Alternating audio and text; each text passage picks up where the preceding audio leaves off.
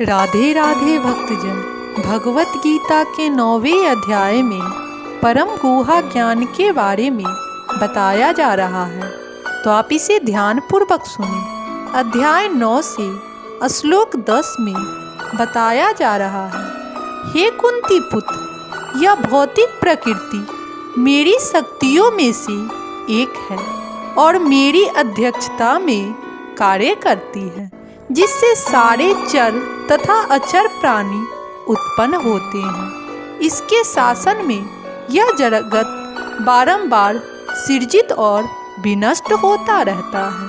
अब इस श्लोक का विस्तार में अध्ययन हुआ है।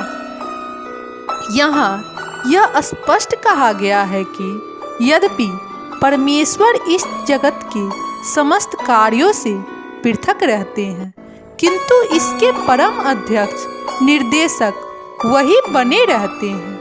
परमेश्वर परम इच्छामय है और इस भौतिक जगत के आधार भूमि स्वरूप है, किंतु इसकी सभी व्यवस्था प्रकृति द्वारा की जाती है।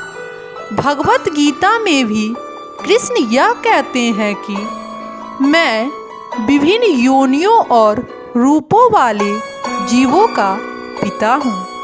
जिस तरह पिता बालक उत्पन्न करने के लिए माता के गर्भ में वीर्य स्थापित करता है, उसी प्रकार परमेश्वर अपनी चिंतवन मात्र से प्रकृति के गर्भ में जीवों को प्रविष्ट करते हैं और वे अपनी अंतिम इच्छाओं तथा कर्मों के अनुसार विभिन्न रूपों तथा योनियों में प्रकट होते हैं।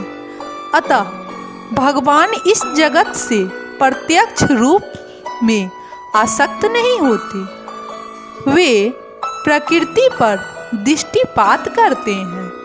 इस तरह प्रकृति क्रियाशील हो उठती है और तुरंत ही सारी वस्तुएं उत्पन्न हो जाती है, चूँकि वे प्रकृति पर दृष्टिपात करते हैं।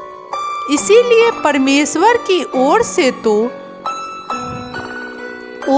तो निसंदेह क्रिया होती है, किंतु भौतिक जगत के प्राकट्य से उन्हें कुछ लेना देना नहीं रहता। स्मृति में एक उदाहरण मिला है जो इस प्रकार है, जब किसी व्यक्ति के सक्षम फूल होता है तो उसे उसकी सुगंधित ही मिलती रहती है, किंतु फूल तथा सुगंधी एक दूसरे से विलग्न रहते हैं।